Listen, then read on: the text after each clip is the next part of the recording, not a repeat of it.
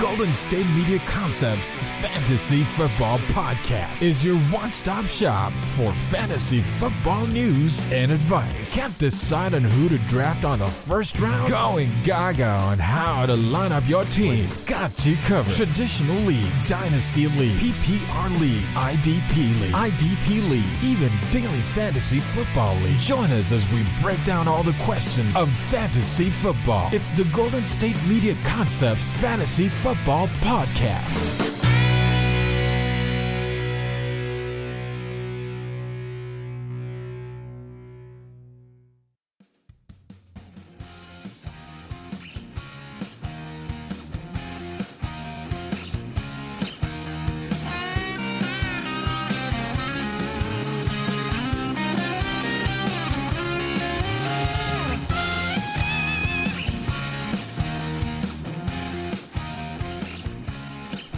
Hey there, everybody, and welcome to the GSMC Fantasy Football Podcast, brought to you by the GSMC Podcast Network. I hope everyone's doing well.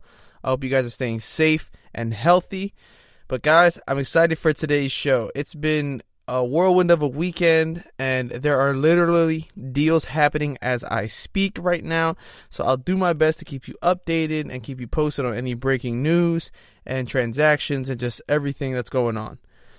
So guys, today I want to start with the topic we've been talking about all week for the past month, Tom Brady. Now, it doesn't necessarily have to do with Tom Brady, but more so with what the other teams that were supposedly interested in him have done. So first, guys, I want to start. The Tennessee Titans have signed Ryan Tannehill to a 4-year contract extension. I know. It was one of my wishes on my wish list last week. And to be honest, I'm quite glad it actually happened. Now, this does shake up the whole Tom Brady roller coaster quite a bit. A lot of people favored the Tennessee Titans to land him, and honestly, he was a great landing spot. Now, though, the teams have been narrowed down, and recently we've been updated on the fact that the 49ers really aren't interested in Tom Brady, and they're sticking with Jimmy Garoppolo as their guy. So, Tom Brady has sort of lost a ton of leverage with the New England Patriots. Had all these teams put in offers for him, had they been racing to get him, throwing him a bunch of money, telling him like the Buccaneers are going to give him everything he wanted, he could have gone back to the Patriots like, look, guys, all these teams want me, if you guys want me to stay here, I'm going to need to see, match them or promise me this, promise me that. But that is all sort of out the window. Now, Tom Brady is sort of stuck picking between the Tampa Bay Buccaneers and the Patriots. Now, I still have the Chargers in the mix because, they're the team that I picked as my favorite landing spot for Brady, but we just haven't heard much buzz around them. I'm hoping, though, that they sort of just come out of nowhere and throw Brady an offer, and, it could be, the one team that all these experts aren't talking about as much. I hope that that's the team that lands him. That, that could happen. But as of right now, it seems that the Buccaneers and the Patriots, who were, just a week ago, not many people thought he would be on the Patriots, and for sure they didn't think he'd be on the Buccaneers. Now those are the top 2 landing spots. So now we're kind of back to square one. Tom Brady, right now, seems more likely to be a New England Patriot next year than a Tampa Bay Buccaneer. But, of course, we just have to wait, and as free agency opens up in a couple days, we'll find out. But it's all incredibly, incredibly interesting and exciting. But I want to touch on Ryan Tannehill. It's a really dope situation. Ryan Tannehill came from struggling on the Miami Dolphins. He was in a bad situation. He comes to Tennessee as a backup. He takes Marcus Mariota's starting role. He finishes the season tops in yards per attempt, one of the best in completion percentage, and he has the best passer rating. Now, the Tennessee Titans have signed Ryan Tannehill to a 4-year deal worth up to $118 million, guys. That's a pretty amazing story, and honestly, I'm happy for the guy. He also landed $62 million fully guaranteed. So it's safe to say the whole Tom Brady to Titans is over, that whole storyline. Now, as if any of you remember, one of my wishes was for Ryan Tannehill to stay with the Tennessee Titans. So I'm really glad. To me, it's a perfect fit. Also, the team just went to an AFC Championship game, and it didn't make any sense to sort of tear the core pieces apart. And, one of the pieces was performing at a very high level alongside Derrick Henry, so I felt like keeping that duo together was very important. Ryan Tannehill's a guy, he understands his role. He understands that handing the ball off to Derrick Henry is what they need to do. It's what they plan to do. And he understands that, his job is to play off of that, and he does it very well. So as long as they keep playing to his strengths, the Titans are going to keep being contenders and a playoff team. So definitely keep an eye on them. And for sure, Ryan Tannehill is going to be, a fantasy relevant quarterback next year if he keeps up this level of play for a full 16 games. If we look at the numbers, from weeks 7 to 17, the Titans ranked first in yards per play and third in yards per game. With Marcus Mariota, this team really wasn't doing much, and it seemed like they were just going to repeat what they kept doing. Maybe scratch by and maybe just barely make the playoffs, but lose when they get in and not make a real run. With Marcus Mariota, it felt like when the Tennessee Titans were in the playoffs, they were just one of those lucky teams, and it was only a matter of time before one of the big dogs took them out of the picture. But now, with Derrick Henry and Ryan Tannehill, they're a force to be reckoned with. They took down basically everyone's Super Bowl favorites in dominant fashion. We do have to remember that. It wasn't some fluke game. They did exactly what they needed to do, and they did it very effectively. Not only that, the game before that, they took down the New England Patriots in Foxborough. It's no small feat. I understand that, people want to downplay it by saying, Brady's washed up, this, that, and the third, there's no weapons. But, they had to score points to win games, and they had to score against the number one defense in the league. So, we do have to take that into account. Never mind the fact that they're scoring 30.4 points per game with Ryan Tannehill, which is third best in the league. And they scored touchdowns on 34% of their drives, which was second best in the NFL. Not only just from a pure football standpoint, but that also bodes well for fantasy football, guys. This team was performing at a high rate, and just about everyone was eating. So look for them again to be fantasy relevant. This is a great deal. I like it. I think it's good for the team. Is Ryan Tannehill the best quarterback, that they could have chosen from? No. But is he great for their team? Yes. If you think about it, guys, were they going to go much farther with Tom Brady than they did Ryan Tannehill? I'm not so sure. So, all in all, this is a great deal. Ryan Tannehill gets to stay with the team. He sees a significant pay raise, and, they didn't break the bank or reset the QB market. The deal on average is going to fetch $29.5 million a year. So, it's significantly below Russell Wilson's value, but still at a value that I feel is reasonable. Maybe a little even overpaid, but, that's what teams do during the offseason and during free agency. You overpay to keep your guys, and you overpay to get new guys. So this is nothing out of the ordinary. We've seen this happen before, and I have faith in Ryan Tannehill. I don't think he's going to regress as much as some people might expect. I don't think we're going to see, the Dolphins form of himself, because he has a great team around him, and he has a lot of weapons. So definitely exciting stuff. However, this doesn't bode well for, the whole Jerry Jones situation. Ryan Tannehill received his contract extension after one good year of play. Just one, with a new team in which he started as a backup quarterback and didn't play a full season. Dak Prescott, meanwhile, is waiting on a deal, and he's played 4 years of good football, and he hasn't missed a single game. He's only missed, one practice? So things are going to get very interesting, and as we go along here, we'll keep you guys updated on the deals, the franchise tags, and, it's just an exciting time. So I'm very excited, amid all this panic, with the coronavirus and, all these sports being canceled, there's finally something to be excited about having to do with sports. So it's very exciting. But we're going to take a short break, guys, and when we get back, we're going to keep you updated on all the breaking news of the offseason. Every free agent, franchise tag, every, trade, every contract extension. So stay tuned, and as more things happen, I'll talk about them right here. We'll be right back. Are you looking for the very best NFL and college football podcast? Then check out the GSMC Football Podcast. Get the latest football news both on and off the field. From the NFL Draft to trades to the rumor mill to the NFL Combines, they got you covered. That's GSMCpodcast.com/football-podcast. Get updates on college rivalries, game day insights, and much, much more. It's football talk the way you want it. This show eats, sleeps, and breathes football. Don't forget to like them on Facebook and follow them on Twitter. Visit GSMCpodcast.com for more info.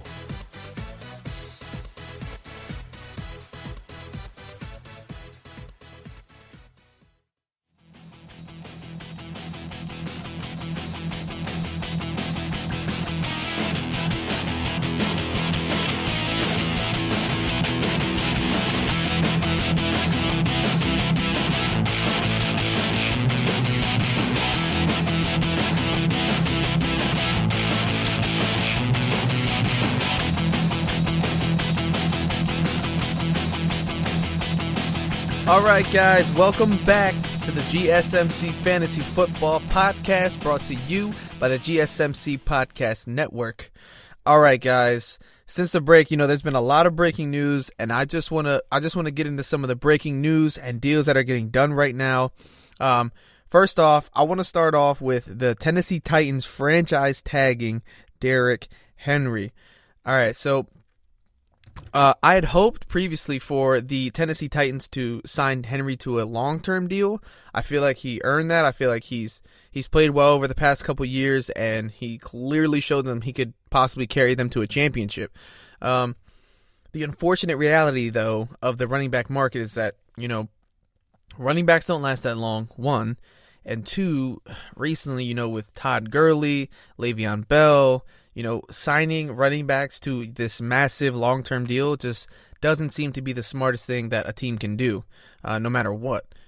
Todd Gurley looked like he was well worth the money until, the year after that, he barely produced. And Le'Veon Bell, well, he had a career low in yards per carry with the Jets. It didn't only have to do with him, but that doesn't matter. Owners are going to use that, look at this and look at this. They're not going to really dig into those details. They're just going to say, they paid this guy and look how that turned out. Other people are even arguing, the Ezekiel Elliott deal, that he got massively overpaid for that because, he didn't finish the year leading the league in rushing, and he didn't seem that productive this year. So, while I'm glad for the Titans, and especially for fantasy value, because this just means that you can expect much more production from Derrick Henry and probably, on a more consistent basis, I wish, he had a more long-term deal. However, like I said, this is great for the Titans. It's also great for Ryan Tannehill because he's still going to have that weapon. He's still going to have that threat of the run, and it's going to open up, it's going to make passing much easier for him. Excuse me. Derrick Henry, I'm hoping that we can expect a more consistent fantasy production from, half of the season, from half to half. Last year it seemed that, he didn't really light it up until, he played Kansas City, and then from that week on into the playoffs, he was an absolute monster. So, you're definitely going to want to keep Derrick Henry high up on your draft boards. He didn't go to any scrub team. They still have momentum, so expect them to pick up where they left off. Now, guys, I want to move on to some more breaking news. The Cleveland Browns have made yet another offseason splash. They are agreeing to sign Austin Hooper from the Falcons, guys. Now, if you listened to my last show, my wish for Austin Hooper was that he would land with the Green Bay Packers because, he'd be behind. He'd be working with Aaron Rodgers, who, many consider one of the best quarterbacks of all time. So I didn't get my wish. And to be honest, even though this deal is making Austin Hooper the highest paid tight end in the NFL, I'm not really sure if I like this deal for a fantasy standpoint. Guys, Baker Mayfield saw a serious regression in his second season, and to be quite honest, I don't know if he's going to bounce back and be as prolific as he was his rookie year, and he didn't even start a full 16 games. He had, he set the rookie touchdown record. However, the Browns did have a need at tight end, which is, part of my wish was for, Austin Hooper to go to a tight end needy team with a good quarterback. this all depends on if Baker Mayfield can get back to, his rookie season form.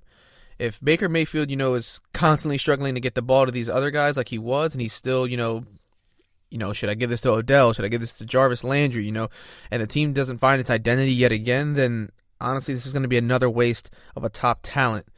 But he's going to produce anyway because, he's in an offense with a lot of stars, a lot of distractions, and that served him well in Atlanta.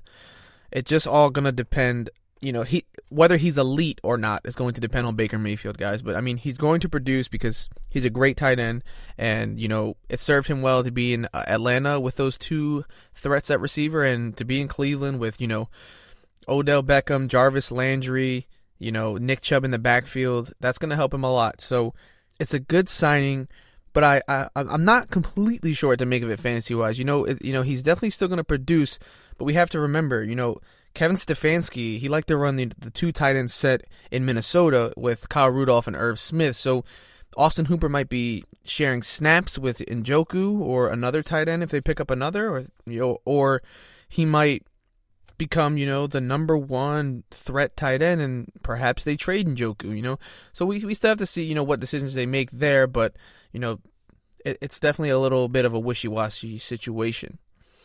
Anyway, guys, I want to touch on some other breaking news because there are literally deals happening as I speak, and, it's just all very, very exciting. So I want to touch on, wait, hold on. Guys, I am literally just getting a notification that the Arizona Cardinals are receiving wide receiver DeAndre Hopkins in a deal for David Johnson. Okay, all right, so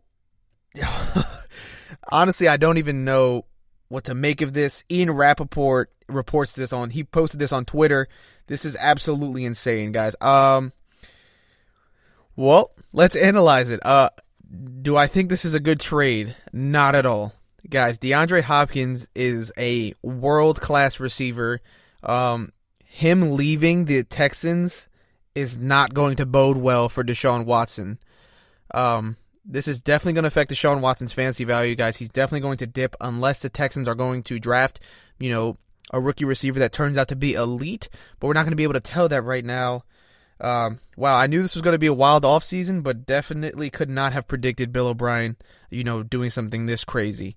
Wow, guys. Okay, so just to analyze it from the Cardinals' point of view, they're losing a running back, which they didn't really even use last year, so they're not losing anything at all, but they're gaining an amazing weapon for Kyler Murray, guys. This is definitely going to boost Kyler Murray's fantasy value, and he was already a very productive fantasy quarterback, guys. He was in the top 10. You have to remember that.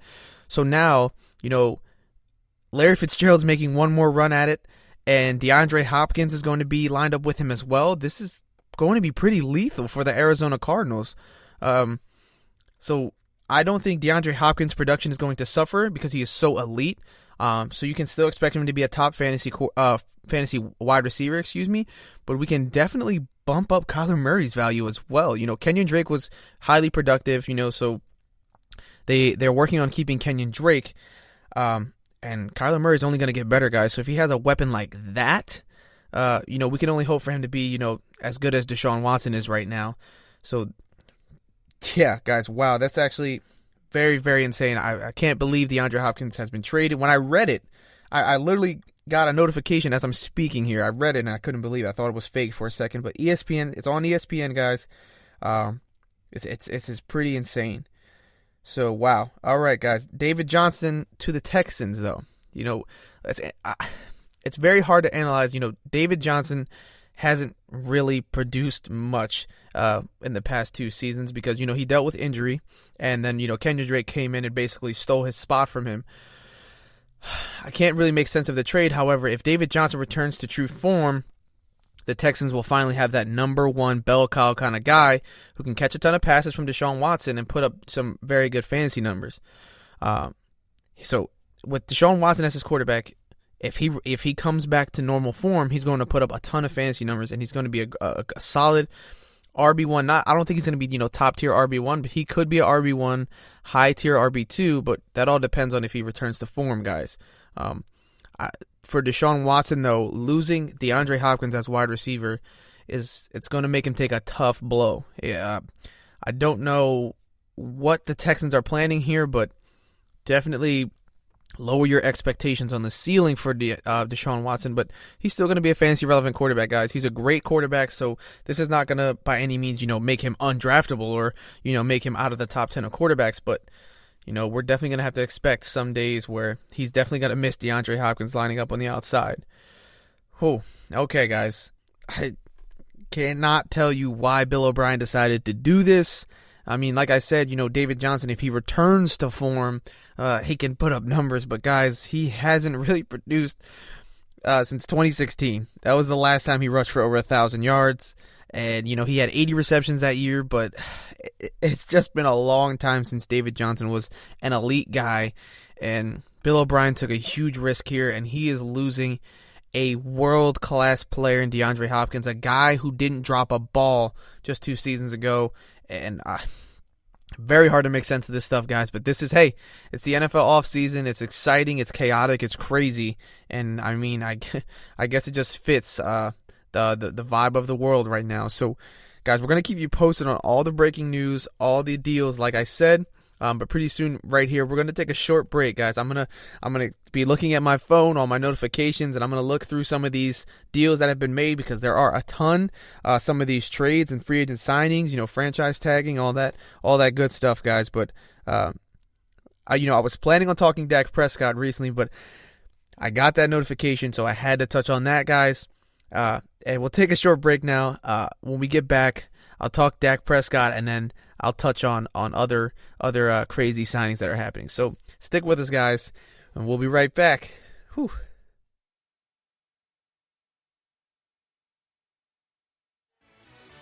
Check out the show that's built on the MMA. From the UFC to extreme cage fighting, they got the fights covered. Check out the GSMC MMA podcast. Get the latest news on past or upcoming fights. Join us as we talk to and about some of the biggest names in the MMA, past, present, and future. When it's the fight game, there's just one show to check out. GSMCpodcast.com/MMA-podcast. Don't forget to like them on Facebook and follow them on Twitter. Visit GSMCpodcast.com for more info.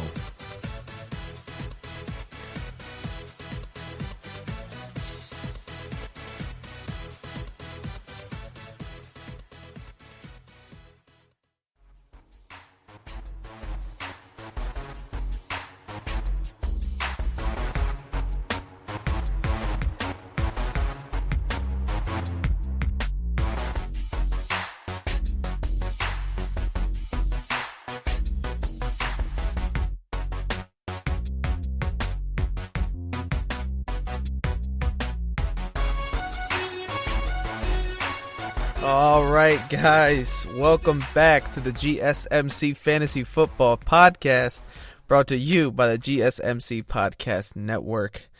Guys, we're talking all things offseason right now, and we're talking all things free agency, and we just got done discussing a very confusing trade between the Texans and the Cardinals. DeAndre Hopkins is out of Houston.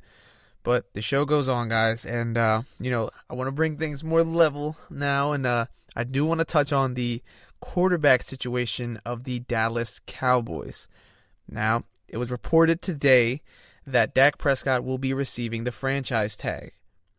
Now, I understand why the Cowboys did this. However, I have been advising against it because the franchise tag, especially with quarterbacks, just generates bad blood. Essentially, you're saying, of course, there's cap considerations, and, some teams do it because, they're trying to work out the extension, maybe they're not agreeing, but essentially what you're saying is, I don't believe in you enough to sign you to the deal that you deserve right now. This is what the Cowboys are saying. So I'm going to give you a 1-year deal, and that way I'm not committed to you for the long term for the price that you want, and we keep you on board. Now, a lot of people are speculating that Dak isn't going to sign this, and, he has the right, to hold out. It's justified, I understand. Like I've mentioned before, Dak Prescott has given them 4 years of solid play, and to be quite honest, according to the quarterback market, he should be paid like Jared Goff and Carson Wentz is, like they're getting paid. And so the franchise tag at this point seemed inevitable, but is it productive? I don't really think so. I actually expect that Dak he's probably going to hold out, but, there is another side to this all. So while I'm looking at this and this deal, I start to think about Amari Cooper. And, the Cowboys have mentioned that they're trying to sign Amari Cooper. They're working on that extension, and they're taking care of some other guys too. Actually, recently they just signed Blake Jarwin to an extension. It's not some massive deal. I'm pretty sure it's below $30 million over 3 years, so it's not something crazy. However, and there's not huge guarantees. However, it seems like everyone else on the Dallas Cowboys, they're getting their deals done. They're getting paid. They're getting their contracts, except for the guy who seems most important right now, and he plays the most important position on the field. For some reason, they cannot get this deal done over this, even if you're paying him Carson Wentz money, it's not that far off of what you offered him. So just give him the money, So the only way that I see that Dak Prescott signs this franchise tag is if somehow in his mind, he turns a switch and he says, I want this team to keep Amari Cooper, and I want to continue to work with this number one receiver, and so I'll just sign the franchise tag. I would strongly advise against it, but that to me would be the only logical reason for him to sign it.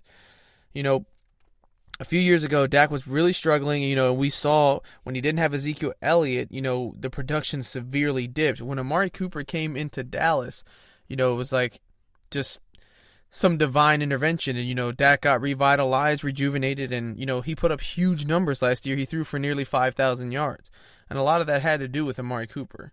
Not on road games, but a lot of it had to do with Amari Cooper. So if he signs this deal, the only reason that I could see for it, like I've said, is if he, he understands that, if I get paid this massive deal that I want, because he must want some huge, enormous market resetting deal, if that deal doesn't allow him to keep Amari Cooper, then that's the only way he's going to sign this.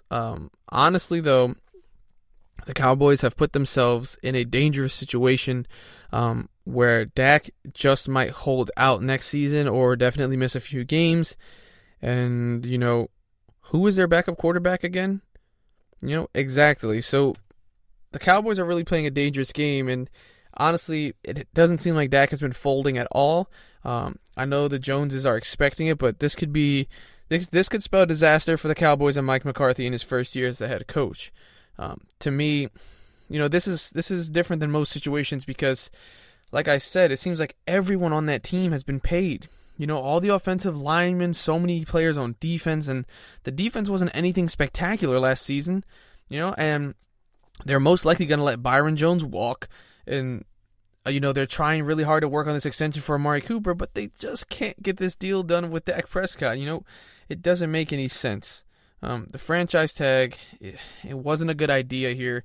It, to me, would have made more sense to franchise tag Amari Cooper and sign Dak to this extension. However, that's not what they decided to do.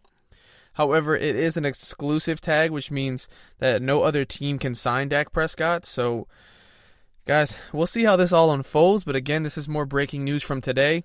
We're just finding this stuff out. So as this goes along, of course, we'll keep you updated. Now, I want to move on to another, breaking story from today. The Falcons have agreed to terms with the Ravens to send Hayden Hurst over to the Falcons. Now, so we just learned earlier that, Austin Hooper is out. He's now a Cleveland Brown. And, this makes sense. They need a tight end. They wanted to shore that up, but in a cheap way because the Falcons are strapped for cash.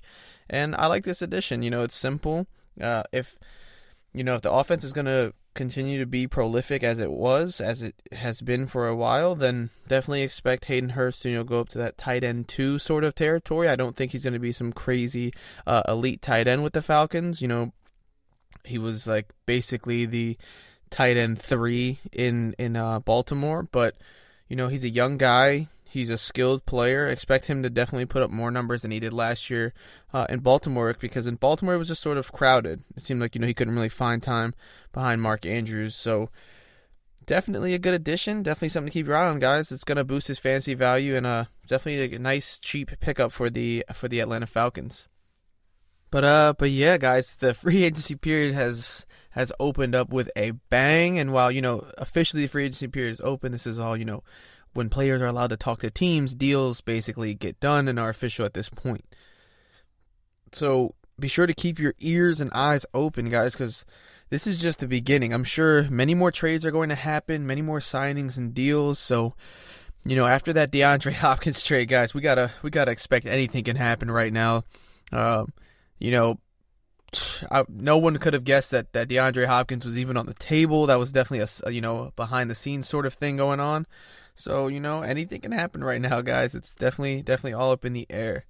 But I do want to circle back to Tom Brady, and just because earlier, I mentioned that he was basically his two options left were the Patriots and the Buccaneers. However, an article was released on NFL.com adding the Los Angeles Chargers to that mix. Ian Rappaport reported that the Chargers, Tampa Bay, and the Patriots are now in the mix and are going to inquire about Brady. So, hey guys, my LA Chargers pick is still going strong. Definitely still a possibility. So, the Chargers are back in the mix, guys. Officially, keep your eye on them. You heard it here, guys. That's my pick to land Brady. They're going to kind of come out of nowhere. They have the money to offer him. That's my bet. I do not want to see him back on the Patriots. Like I've said a billion times, it's not the best for his fantasy value. You guys are going to want him to go to the Chargers. So, yeah, definitely I just wanted to give that little update.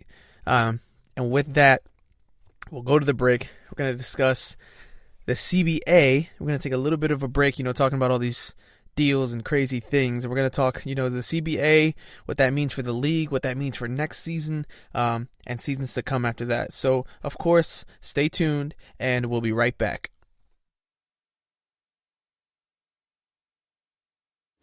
Check out the show built around the women of MMA. From the UFC to the extreme cage fighting, we got the fights covered. Listen. It's the Golden State Media Concepts Women's MMA Podcast. The latest news of upcoming fights, discussions of previous matches. Join us as we talk to and about the biggest names in women's mixed martial arts. Past, present, and future. When it's the women's fight game, you know where to listen to. The Golden State Media Concepts Women's MMA Podcast.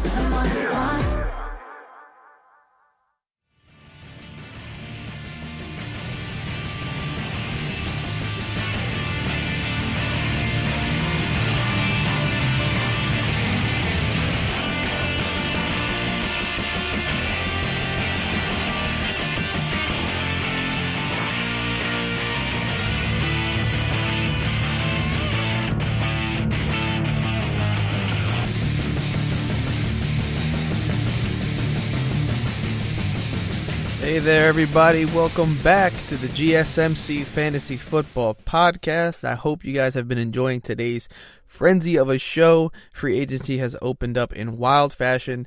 We're going to take a quick break from talking about that, and we're going to touch on the CBA because that was approved and ratified recently. So we're going to talk CBA, but, if any crazy news, happens to pop up, I'll be sure to discuss it after this. So, guys, the voting for the new CBA closed this past Saturday, and NFL players voted, with 1,019 players saying yes and 959 players saying no. So, guys, this was a very, very thin margin and, definitely a polarizing issue, and a lot of high-profile players have gone onto social media to express their dismay and disappointment with the outcome. However, what's done is done, and, this will be the new CBA until 2030. So, for the next 10 years, players, current and new players, are going to have to be dealing with this CBA. So, basically, what I want to do is just touch on some of the headline stuff that this CBA is going to bring, how it's going to affect the league, and what it means for us as fans. So, just to start, the new CBA is going to expand the playoffs by 2 teams. So, and this starts in the 2020 season. So in the season coming up, there are going to be now 14 teams in the playoffs. Now, the reason that some players have issue with this is because to add this team from each conference into the playoff mix, you now have to take away the second seed's bye week. Now, most of the opponents of this proposed CBA argue a lot, for player safety and player health. A lot of people, if any of you have seen Chris Jones on Colin Cowherd, he discussed this. A lot of players are talking about how taking away a bye week is really going to affect player health, because that late in the season is when, people are playing harder, they're hitting harder, and, you're feeling the effects of all these blows that have accumulated throughout the season. You're feeling them even more. So that rest is very, very crucial. Whether you believe rest, can kill momentum, people talked about that happening to the Ravens and they rested too long. That doesn't necessarily matter. These guys need rest so that they can recuperate and play at 100% and not just go out there and keep risking more and more severe injuries. Player health has been a huge issue for a very long time. Now, of course, that means more football for us. However, that's not necessarily the most important thing. Under the new CBA agreement, certain teams like the Rams and the Steelers would have made playoffs last season. But if your players aren't happy, if you're a fan of that team, would you trade your players being happy and satisfied for a playoff spot? I'm not sure. It's one of those situations where, it is a democracy, and the players, though they voted yes because most of them believe that, this was better than, locking out or going on strike. But if you have a ton of players who aren't, in agreement with this, and, that could cause some issues in and of its own. So it's a tricky situation. But the next thing I want to touch on is the 17-game season. Now, this is another one where, a lot of guys are arguing about player safety, because then you're adding another game and, you're taking that bye week away from the playoffs. However, the 17-game season won't go into effect until at least 2021. The owners have a window from 2021 to 2023 to activate this portion of the contract, in which we would see one less preseason game and one extra regular season game for every team in the NFL. Now, of course, that's similar to the playoff game. We're getting more football, but at the expense of, our players taking more damage to their bodies. So I do want to touch on, some of the stuff that the players are getting from their side, not the stuff that was, dividing them and causing heated debate. Primarily, the players are going to be getting more money. Even though it's just a small increase in the percent, beginning in 2021, the players are going to, instead of be getting 47% of all league revenue, they're going to be getting 48%. Now, the interesting portion to this, adding that extra playoff game, adding that extra regular season game is going to provide more money for players. If we look at it this way, the expansion of the postseason by two teams is estimated to generate $150 million, according to the NFLPA memo. 47% of that is $70.5 million. So without the playoff expansion, that's $70 million that the players would not have seen otherwise. So there are pros and cons. Now, like I said, in 2021, the players will get 48%, so of course that number is going to jump a little bit from $70.5 million. And also, depending on new TV deals that the league creates, the number could jump even higher. Now, that's because there is a, quote, media kicker in the CBA, which constitutes an additional share of revenue based on the size of the TV contracts. So if the TV revenues increase by 60%, the player's share of the revenue increases to 48.5%. So even though, it's a 0.5%, it may seem small, it's a lot of money that they're making. This share can also climb as high as 48.8%. So, a lot of, we have to remember, a lot of the guys voting on this new CBA are the lower paid players of the NFL. Guys, so roughly 60% of NFL players, they operate on a minimum salary deal.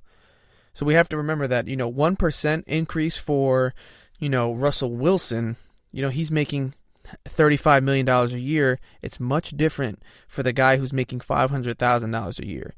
And if he has a chance to get, $500,000 more, it's literally doubling his salary. So that's what we have to keep in mind. You're going to see a lot of the high-profile guys, on social media talking down on the CBA. It might make you wonder, how did this thing get passed? So many people are against it. We have to remember, the majority of the NFL is not the high-profile elite players. The majority of the NFL are bench players, practice squad guys, guys who don't get a lot of attention and guys who don't make that much money. So that can give you some sort of insight as to why the CBA was voted through. At this point in time, minimum salaries for a player with 1 year of NFL experience is $510,000. Under the new CBA, that number rises to $610,000. So an extra $100,000. It's a fifth of their salary. And if the new deal's, since it's been put through, that number is going to rise, and in 2030, the minimum salary will be $1.65 million. 1.065, So it really makes sense, guys. And that's just for, guys with 1 year of experience, but that goes up proportionally for the other guys, 2, 3, 4, 5, 6, 7 or more years of experience. They're going to be making more money as well. These are guys you might not ever even hear of, but they're role players and veterans. So we do have to take that into account. Now, another way the players, get sort of, some sort of benefit from this is that the rosters are being expanded. So this basically just means more jobs. The game day active roster is going to increase from 46 to 48 players, although they are making it a requirement that one of the extra players must be an offensive lineman. So with that, there's also a portion that increases the amount of players that can be on the practice squad and increases their salaries as well. So guys, a lot of it has to do with let's say the quote unquote lower class of the NFL, getting bumps in money and, it doesn't help, the high profile guys and the guys that we love and our favorite players, but, there is some good in this CBA. Now, I also want to touch on the drug policy changes that this CBA is going to bring about. I talked about it before, but I just want to touch on it again. Now, the new CBA is going to eliminate suspensions for positive marijuana tests. And they're going to limit the testing period for the first 2 weeks of training camp. Basically, what this means is that, players that test positive for marijuana use won't miss any playing time. And this is pretty huge. Recently, for a player like Josh Gordon, who has struggled with the use of marijuana, and he's just been in and out of the league constantly, this could be something huge. While, of course, he's still going to have to pay tons of money in fines for using marijuana. He has a shot at playing in the NFL again. No, the CBA doesn't mean, he's automatically going to get reinstated. But, should he make a comeback, this is something that even though it's sad and, he does struggle with drug abuse, maybe that can help him find his way back into the NFL and getting a job. Regardless, though, there are a ton of players who smoke marijuana. It's just a fact of life. It's a fact of the sport. So thinking about this and thinking about, how irrationally important marijuana is to some players, but, other players say it helps with pain management, pain, tolerance, and it helps relax them. It helps them deal with anxieties and the stresses of being an NFL player. It makes sense that this would be a huge part of the CBA. And it makes sense for a lot of the lower tier guys that they would vote for this. The drug policy change also changed the threshold for the positive test from 35 to 150 nanograms. That's almost a quadrupling. Actually, it's more than quadruple the amount that was allowed before. So, they're trying to reform their drug policy to be more of a sort of, reformative thing and not sort of a punishment because it hasn't been very effective. And, of course, the players need help. Someone like Josh Gordon needs help. So that's definitely interesting, and it's definitely, I could see, one of the reasons why the CBA went through, one of the bigger reasons. the new CBA, they state if you test positive, your test will be reviewed by a board of jointly appointed medical professionals to determine whether you need any kind of treatment. So this is definitely, a cool thing to see. But again, guys, marijuana use is widely popular, not just in the world of sports, but in the world in general. So this is definitely something that caught the eye of a ton of people, and I'm sure, people, making less educated votes on this, looking at things that don't really affect them, they see more money and the ability to smoke weed. So it might sound dumb, guys, but it's definitely, one of the realities of life. But one of the final things I want to touch on is the fact that with this new CBA being put through, the salary cap for franchises has increased to $198.2 million, up from $188.2 million. So it's a $10 million increase. And guys, this one's pretty self-explanatory. The more salary cap a team has, the more money it has to spend on their players. So that could mean, one player gets more money in his contract, or it could mean, you're able to sign more players to separate contracts. Now, this could be one of the major reasons that Dak Prescott has been, holding out on the Cowboys and not agreeing to their deals. Him and his agent are intelligent, and they knew that if the CBA was put through, the salary cap was going to increase. So this could definitely affect their contract talks, so we're going to keep an eye on that. Of course, a deal might be struck soon. But with that, guys, I want to take a short break, and when we get back, we're going to circle back onto that DeAndre Hopkins trade because it really was a wild one. I want to talk about how this shakes up fantasy football. So stay tuned, and we'll be right back. Are you looking to get your college football fix? Looking to get the latest news on your favorite school's team? The GSMC College Football Podcast is your ticket to all things college football. Join us as we talk college football from the national championship, the college rivalries, the bowl game, to the Heisman Trophy. To which conference is the best? We've got you covered for the Big Ten, SEC, Big 12, the Pac-12, ACC, and everything in between. Download the GSMC College Football Podcast on iTunes, Stitcher, SoundCloud, Google Play, or anywhere you find podcasts. Just type GSMC in the search bar.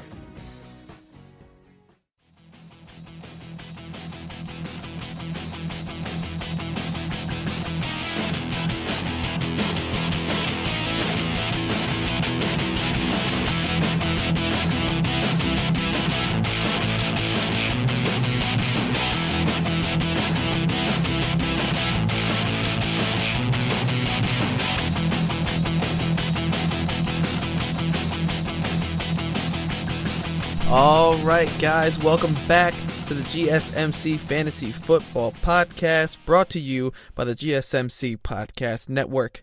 All right, guys, I just want to get right into this. For this segment, we're going to be talking that crazy DeAndre Hopkins, David Johnson trade that happened earlier today. It's absolutely nuts, and it sent shockwaves through the league. And for good reason.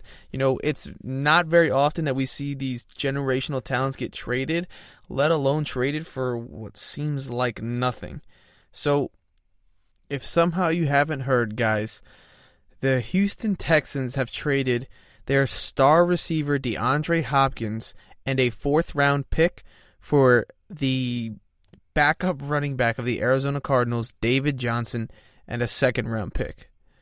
I mean, even just saying that sounds pretty unbelievable, but it happened. So let's discuss it. Well, first off, I honestly don't expect that Bill O'Brien is going to have a job at the end of next season. Let's just get that out of the way. However, let's talk about it. This is clear as day, as clear as a highway robbery can get. DeAndre Hopkins is a generational talent. But let's look at this from a fantasy football standpoint. Okay, guys, in the past 3 years, DeAndre Hopkins hasn't finished outside of the top 5 in fantasy football wide receivers. That's insane. So if we look at it like this, last year with Larry Fitzgerald, Christian Kirk as the top 2 receivers, Kyler Murray finished as fantasy football's number 8 quarterback. That's pretty good. Now, add DeAndre Hopkins into the mix, and Kyler Murray's value basically skyrockets. The Arizona Cardinals offense had 4+ wide receivers on the field for a league-high 42% of their pass plays. So clearly DeAndre Hopkins is going to get a ton of targets if this trend continues. DeAndre Hopkins has averaged a target share of at least 30% of each of his past 3 seasons. He's a monster. He gets a ton of volume, and for guys who are playing PPR, this is like PPR heaven. And guys, even though DeAndre Hopkins isn't a Texan anymore and he doesn't have Deshaun Watson, he is still a top fantasy receiver. He's still worth a first-round pick, even though he's on the Cardinals now. However, for the Cardinals, players like Larry Fitzgerald and Christian Kirk, they're going to get downgraded. Andy Isabella and, second-year player Hakeem Butler, they're probably not going to do much in regards to fantasy, but, one big play here or there. So definitely, DeAndre Hopkins is going to keep that same sort of value, but you're definitely going to have to downgrade Fitzgerald and Kirk because he's going to be seeing a ton of targets, and he's easily going to be the best receiver on that team. Now, the situation is much more grim for the Texans side of this. David Johnson, yes, at one point was Arizona's starting running back, but he lost his job to Kenyon Drake. And, before Kenyon Drake had gotten there, he was barely getting playing time on the Miami Dolphins. So there really isn't much to support this trade for David Johnson besides the 1 year back in 2016 when he put up great numbers. But that was, going to be 4 years ago. So another thing to look at is the Texans' offense doesn't really pass to running backs that often. Bill O'Brien's offense has, quote, never cleared an 18% target share in a single season for a running back. The league average is 21%. So even though, you can probably expect that target share to rise because DeAndre Hopkins is going to be gone, it's not something that Bill O'Brien is used to, and it's not, a staple of their offense. So as of right now, can we really expect it? So that is a con. Also, David Johnson is 28 years old. He's not getting any younger, and he struggled with injuries recently. So at best, realistically, David Johnson is probably going to be, RB2, at max, a high-end RB2. I don't see him really being, that big of a producer, especially, losing a weapon like that on the offense. It's only going to make defenses focus on David Johnson more if he's even relevant. As for the Texans receivers, Will Fuller is definitely going to get a boost in fantasy value. With DeAndre Hopkins gone, that leaves 30% of the team's targets on the table. So, Will Fuller is a guy with amazing speed. He can take the top off of a defense, and we've seen him just take a deep ball wide open for touchdowns, which is big. All you need is that one play for a good fantasy day. So definitely going to boost his value. But of course, Will Fuller's dealt with a lot of injury issues recently. He's missed at least 6 games in the past 3 seasons. So in every individual season. So that's definitely a concern moving forward. But if he stays healthy, definitely gonna bump him up. Now, we have to talk about Deshaun Watson. DeAndre Hopkins is an absolutely lethal weapon, but I have faith in Deshaun Watson to still provide consistent fantasy production. If he was someone immobile, this would be an even bigger concern. But since DeAndre Hopkins is gone now, they might rely on Deshaun Watson keeping the ball more often and putting the game in his hands and on his legs. So while I'm concerned about Deshaun Watson, he's definitely losing value. He's still going to be a QB1. I don't think, you demote him to QB2 with the loss of DeAndre Hopkins because he's just that great of a player and we've seen him make insane plays. But definitely temper your expectations for him. He's not going to be as good as he was. However, guys, all in all, the Texans lost this trade and definitely look to DeAndre Hopkins and Kyler Murray for fantasy success. I would even put them, ahead of Deshaun Watson and Will Fuller, respectively. Definitely DeAndre Hopkins, definitely over Will Fuller, and Kyler Murray is definitely going to be competing with Deshaun Watson for who is the better fantasy quarterback. So with that, guys, we're going to take a break, and when we get back, we're going to go into our final segment, which again, guys, 3 more wishes. We'll be right back. This is your ultimate stop for everything sports. The Golden State Media Concepts Sports Podcast. Should I say more? From the NFL, MLB, the NBA, to MMA, it's all in here. The Golden State Media Concepts Sports Podcast. Listen now.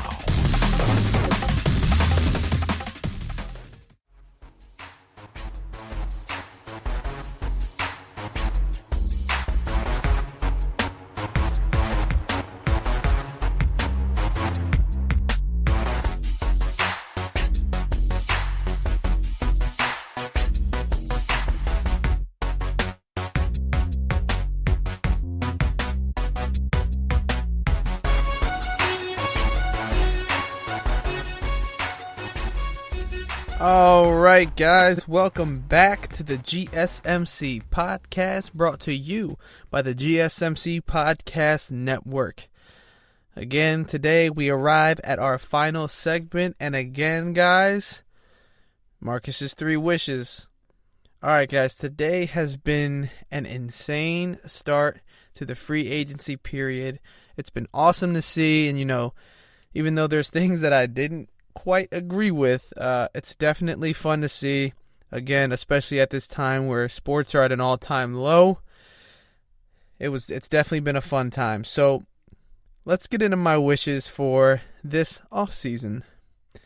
Wish number 1, guys, is for the Kansas City Chiefs not to trade Chris Jones. Now, I've discussed this before, but today DeForest Buckner was traded to the Indianapolis Colts. Now, that was another breaking story that we didn't cover here. However, that sort of causes some concern for me. I know it's 2 different franchises, but if a player of Buckner's level, I wouldn't put him on Chris Jones's level, but he's an excellent player, an elite interior defender. If he can be traded, why can't Chris Jones be? You know what I mean? I mean, we saw DeAndre Hopkins get traded today. No one is safe, it feels like. And never mind that, the Chiefs have done this themselves already. Just last season, they franchise tagged Dee Ford and then traded him to the 49ers for a second-round pick. Now, that was a season in which Dee Ford had racked up 13 sacks. So, at this point, it feels like anything is possible, but the Chiefs cannot afford to let Chris Jones go. He is the best interior defender not named Aaron Donald, in my opinion. In 4 years with the Chiefs, he's had 33 sacks, and just last year he had 15 and a half. Of course, he saw a dip in production, but even on a dip year, he had the most sacks on the Kansas City Chiefs. He's been a keystone of that defense. He's been, our rock, and he is just a force to be reckoned with. Also, should I mention he's only 26 years old? He's very young. Brett Veach, our GM, is all about keeping the team young. So my first wish for today is that the Chiefs find a way to work out a long-term deal with Chris Jones. If it's not now, well then during the season next year, or hopefully before next year's offseason. I just hope that they can, work around Patrick Mahomes' contract and get all that settled and somehow find a way to get Chris Jones a long-term deal. It's definitely going to be difficult because DeForest Buckner just signed a massive deal, so we'll have to see how that works out. But yeah, that's my first wish for the day. Chiefs, don't let this guy go. He's a generational talent. For my second wish, guys, I wish for Tom Brady to land anywhere but New England. Now, the reason for this is I would love to see Tom Brady separate himself from Bill Belichick and see if either one of them can make a run at a Super Bowl without the other. I'm a Patriot conspiracist as much as the next guy, with all their scandals and issues with cheating, Deflategate, Spygate, all that. But at the end of the day, I want to see, because it is my belief that Bill Belichick is the best coach in the world. And I'm not quite sure at this point if Tom Brady could do the same thing that he's done in New England for the past 20 years in another system with a much worse coach. Now, of course, I have no proof of this, and I have no proof that, Bill Belichick could do everything that they've done and go win 6 rings without Tom Brady. That's not going to happen, but I would just love to see them separate and see who does better in a way. I know it's much different. Bill Belichick's not out there playing quarterback, and he's not playing wide receiver, and he can't control, everything that happens on the field. But I would just love to see Tom Brady continue his legacy somewhere else. And if he makes a deep run or even makes it to the Super Bowl, I feel like that's enough to secure his legacy, one notch above Bill Belichick, because it is sort of a monkey on his back. Everyone says, you're a system guy. You only win because of Bill Belichick and his defenses. And, guys, Tom Brady has more often than not had a top 10 defense. So, it's something that's definitely helped him win Super Bowls. They've also gotten the calls to go their way a few times. So, if we could see Tom Brady and Bill Belichick separate, I think that could be great for the league. It'd be a storyline to just another exciting storyline to watch, and a chance for those guys to set their legacies apart from one another. So it could be very cool. I've already stated that I don't want Tom Brady to go to the Los Angeles Chargers because that'd be in my division. However, in my opinion, that would be where he would have the most success. So we'll see what happens, but right now, guys, it's the Patriots, the Buccaneers, or the Chargers, or some random team that no one's talking about that might make a push for him, but we'll see what happens, guys. That's my second wish, for Tom Brady not to be in New England next season. All right, guys, and for my last wish, I wish for the Philadelphia Eagles to find cornerback help or wide receiver help this offseason. Now, guys, we saw what happened last year with the Eagles. It seems like, even the year that they made that incredible Super Bowl run, since then, the injury bug just loves that shade of green, because it feels like almost everyone's injured on their team at some point during the year. Guys, they had people no one had ever heard of besides their family and friends at wide receiver.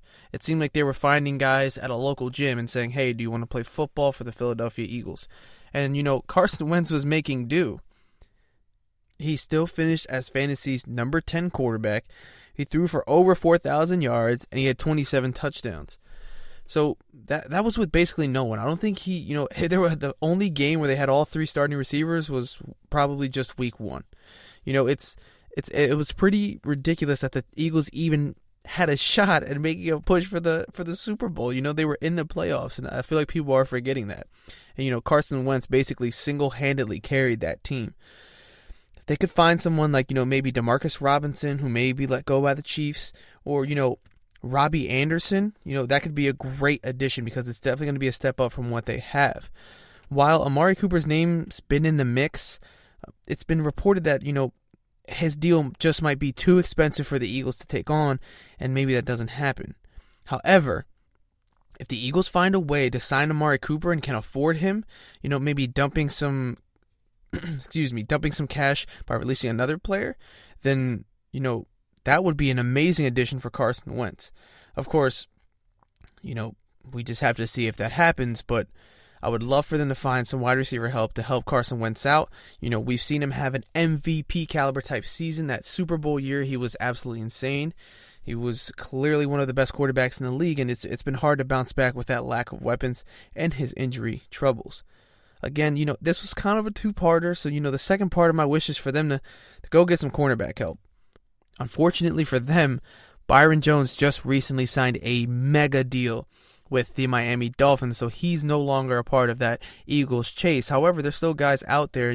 Chris Harris Jr. is still on the market, so they can definitely look for some help there. That'd be a great addition for them. They need some help at the cornerback position. Chris Harris Jr. can be a veteran leader kind of guy next to Malcolm Jenkins in that secondary.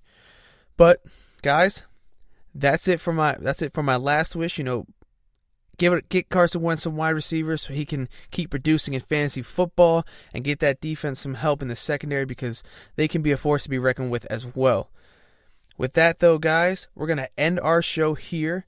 Of course, thank you for tuning in to the GSMC Fantasy Football Podcast, brought to you by the GSMC Podcast Network. I would like to ask that you guys please remember to subscribe to the show and write a nice review because that really helps. Let us know what you hate as well. If you hate something or don't like something, let us know because we can fix it or at least try to. Also, if you can please follow us on Facebook, Twitter, and Instagram, that'd be great as well. Thank you guys and have a good night. We'll see you next time. You've been listening to the Golden State Media Concepts Fantasy Football Podcast, part of the Golden State Media Concepts Podcast Network. You can find this show and others like it at www.gsmcpodcast.com. Download our podcast on iTunes, Stitcher, SoundCloud, and Google Play. Just type in GSMC to find all the shows from the Golden State Media Concepts Podcast Network, from movies to music, from sports to entertainment, and even weird news. You can also follow us on Twitter and on Facebook. Thank you, and we